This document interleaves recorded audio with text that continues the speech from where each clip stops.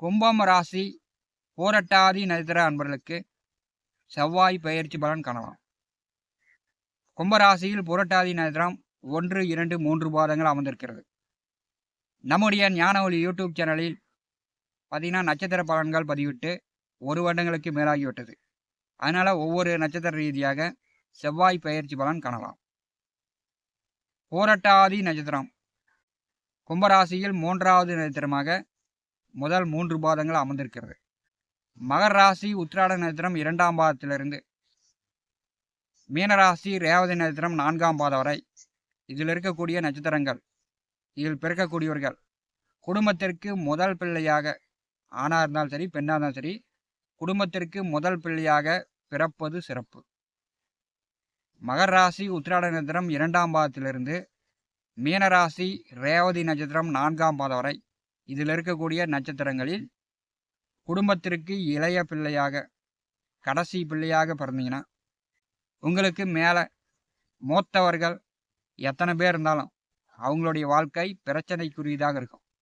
அதாவது திருமணம் பண்ண முடியாது, அவங்களுக்கு நல்ல வேலை தொழில் அமையாது, அவங்களுக்கு சம்பாத்திய குறைபாடு, அவங்களுக்கு கஷ்ட ஜீவனத்தை இந்த நட்சத்திரத்தில் இளைய பிள்ளையாக குடும்பத்தில் பிறந்து விட்டார்கள் என்றால் மூத்த உடன் பிறந்தவர்களுக்கு கஷ்ட ஜீவனத்தை உண்டாக்கும். அதே மூத்தவர்களாக பிறந்துட்டாங்கன்னா பரவாயில்ல, ஓரளவு குடும்ப சூழ்நிலை நன்றாக இருக்கும். நல்லா கேட்டுங்க, ஒரு கிரகம் ஒரு ராசியிலிருந்து மற்றொரு ராசிக்கு பெயர்ச்சி ஆகும்போது நல்ல விதமாக இருக்கலாம், கெட்ட விதமாக இருக்கலாம். 1 மாத கிரகம் இருக்கிறது, 1.5 மாத கிரகம் இருக்கிறது, 1 வருட கிரகம் இருக்கிறது, 1.5 வருஷத்து கிரகம் இருக்கிறது, 2.5 வருட கிரகம் இருக்கிறது.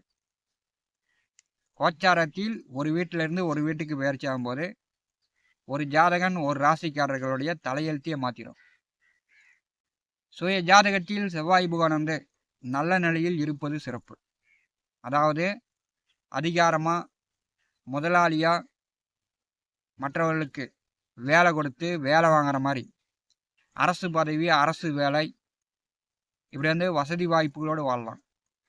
செவ்வாய் நல்ல நிலையில் இருந்தால் ஆடு மாடு வண்டி வாகனம் சொத்துக்கள் விரிந்து கிடக்கும்.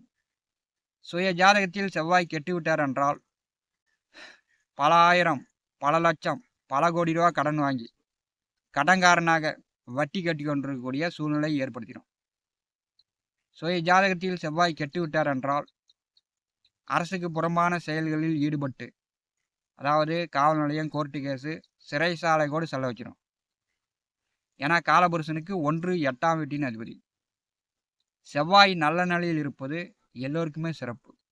கும்பராசி பூரட்டாதி நட்சத்திர அன்பர்களுக்கு இப்போ பார்த்தீங்கன்னா 5ஆம் இடமான பூர்வ புண்ணிய புத்திரஸ்தானத்திலே செவ்வாய் புகான் அடுத்த 45 நாட்கள் 1.5 மாத காலம் சஞ்சாரம் செய்வார்.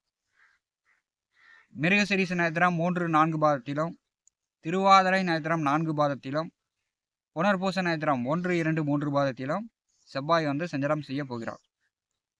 கும்பராசி பூரட்டாதி நட்சத்திர அன்பர்களுக்கு 5வது வீட்டிலே செவ்வாய் செல்லும் போது நீங்கள் பொது காரியங்களில், கோவில் காரியங்களில், ஆன்மீக ஈடுபாட்டில் அதிக அக்கறை எடுத்து செயல்பட்டீங்கன்னா 5வது வீட்டிலே செல்லக்கூடிய செவ்வாய் புகானால் உங்களுக்கு பிரச்சனை இல்லை. அதாவது கோவில் கட்டுமானம், கோவில் திருப்பணி, கோவில் திருவிழா சார்ந்து நீங்கள் உள்ளூர் பொதுமக்கள் பொது காரியங்கள் சார்ந்து உங்களை ஈடுபடுத்தி கொண்டீர்கள் என்றால் இந்த காலகட்டம் உங்களுக்கு நல்ல பெயர் கிடைக்கும். 5வது வீட்டிலே செவ்வாய் செல்லும் போது பார்த்தீங்கன்னா திருமணமானவர்கள் குழந்தை இருக்கக்கூடியவர்களுக்கு குழந்தைகளால் பிரச்சனை வரும். அதாவது குழந்தைங்க விளையாடும் போதே கீழே விழுந்துருவாங்க, அவங்களுக்கு காயம் ஏற்படும். குழந்தைங்க பெரிய ஆளாக இருக்கிறாங்க அப்படின்னா குழந்தைகளால் இந்த காலகட்டத்தில் உங்களுக்கு மனஸ்தாபம் பிரச்சனை உண்டாகும். அப்படி இல்லைன்னா பங்காளிகளிடம், அண்ணன் தம்பியிடம், வீட்டை சுற்றி இருப்பவர்களிடம் கொஞ்சம் சண்டை சச்சரவு, பிரச்சனை, விரோதங்கள் வரலாம். ஏன்னா 5வது வீட்டிலே கோச்சாரத்தில் செவ்வாய் செல்லும் போது பூரிய சொத்து சார்ந்து, பிள்ளைகள் சார்ந்து, உங்களுடைய மன எண்ணங்கள் சார்ந்து பிரச்சனைகளை உண்டாக்கும். கும்பராசிக்கு 5வது வீட்டிலே திருவாதிரை நட்சத்திரத்திலே செவ்வாய் பெயர்ச்சியில் நடுமத்திய காலம் திருவாதிரை நட்சத்திரத்திலே செவ்வாய் செல்வார். இப்போ பார்த்தீங்கன்னா உங்கள் ராசியில் செவ்வாய் நட்சத்திரத்திலே ராகு செல்கிறார். ராகுவும் செவ்வாயும் நட்சத்திர பரிவர்த்தனை. இப்போ பார்த்தீங்கன்னா கும்பராசி பூரட்டாதி நட்சத்திர அன்பர்களுக்கு ராகு நட்சத்திரத்திலே 5வது வீட்டிலே செவ்வாய் செல்லும்போது யாருமாவது பணம் காசு கொடுத்து பிற ஆசைப்பட்டு லாட்ரி சீட்டு 1 போட்டால் 2 வரும், இந்த மாதிரி அதிர்ஷ்டத்தை நம்பி பணம் காசு கொடுத்து ஏமாந்து போகக்கூடிய சூழ்நிலை உண்டாகும். அதாவது வீட்டுக்கு தெரியாமல், குடும்பத்துக்கு தெரியாமல், பெற்றோர்களுக்கு தெரியாமல் வெளியில் யாருமாவது பணத்தை கொடுத்து நீங்கள் ஏமாறக்கூடிய சூழ்நிலை உண்டாகும். ஏன்னா 5வது வீட்டிலே ராகு நட்சத்திரத்திலே செவ்வாய் செல்லும்போது ஆசை காட்டும். அதனால் மோசம் போயிடுவீங்க. அதனால் நீங்கள் கவனமாக இருக்கணும். கும்பராசிக்கு 5வது வீட்டிலே செவ்வாய் நின்று அவருடைய 4ஆம் பார்வையால் 8வது வீட்டை பரிசுகிறார். வண்டி வாகன பயண போக்குவரத்தில் கவனமாக இருக்கணும். நீங்களாக இருந்தாலும் சரி, உங்கள் குழந்தைகளாக இருந்தாலும் சரி. இப்போ வேகமாக முறுக்கிறது, வண்டியில் சாகசம் பண்ணுறது, இதெல்லாம் இந்த காலகட்டம் தவிர்க்கணும். 8வது வீட்டை செவ்வாய் பார்வை செய்யும்போது பார்த்தீங்கன்னா சண்டை கட்டினீங்கன்னா, இப்போ வீரமாக வீம்புக்கு நின்னீங்கன்னா காவல் நிலையம், கோர்ட்டு கேஸுன்னு செல்லக்கூடிய சூழ்நிலை ஏற்பட்டுரும். அதனால் கும்பராசி புரட்டாதி நட்சத்திர அன்பர்கள் எதிலும் நிதானம் வேண்டும். 8வது வீட்டை செவ்வாய் பார்வை செய்யும்போது இரவுல பயணம் செய்யக்கூடியவர்கள் உங்களுடைய பொருட்களை பத்திரமா பார்த்துக்கணும். ஏன்னா 8வது வீட்டை செவ்வாய் பார்வை செய்யும்போது எவ்வளியில் வேண்டுமானாலும் உங்களுக்கு பிரச்சனை வரலாம். உங்களுடைய பொருட்கள் தவற விடலாம் அல்லது திருடு போகலாம். செவ்வாயுடைய நேர் 7ஆம் பார்வை 11வது வீட்டின் மேல் விழுகிறது. லாபஸ்தானத்தை, வெற்றி ஸ்தானத்தை செவ்வாய் பார்வை செய்யும்போது உங்கள் உழைப்புக்கேற்ற வருமானம் உண்டு. விவசாயம், மண், நிலம், பூமி சார்ந்த தொழில் வேலை செய்யக்கூடியவர்கள், அதே மாதிரி யூனிஃபார்ம் சர்வீஸ் வேலையில் இருப்பவர்கள், வண்டி வாகன ஓட்டுநர்கள் இந்த காலகட்டம் சிறப்படையலாம்.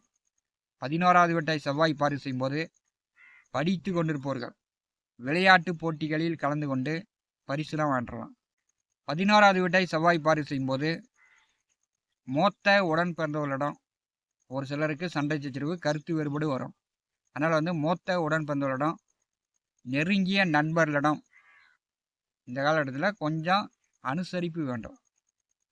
செவ்வாயுடைய 8ஆம் பார்வை 12வது வீட்டின் மேல் விழுகிறது.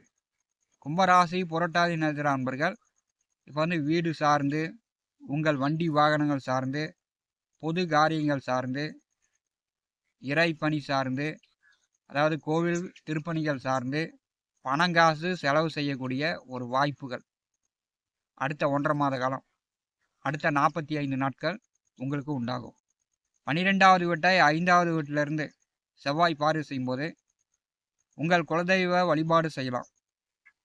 குலதெய்வம் கோயிலுக்கு நீங்கள் இந்த காலகட்டத்தில் வேண்டுதல் வைத்திருந்தீங்கன்னா அந்த வேண்டுதல் நிறைவேற்றி கொள்ளலாம். 12வது வீட்டை செவ்வாய் பார்வை செய்யும்போது வேலை பார்த்து கொண்டிருப்பவர்களுக்கு ஷிஃப்ட்டு மாறும். பகல் டியூட்டியில் இருப்பவர்கள் இரவு ஷிஃப்ட்டு மாறி இரவு வேலைக்கு போகக்கூடிய அமைப்பு உண்டு. அதனால் நேரத்துக்கு சாப்பிட்டு இரவு ரெஸ்ட் எடுங்க.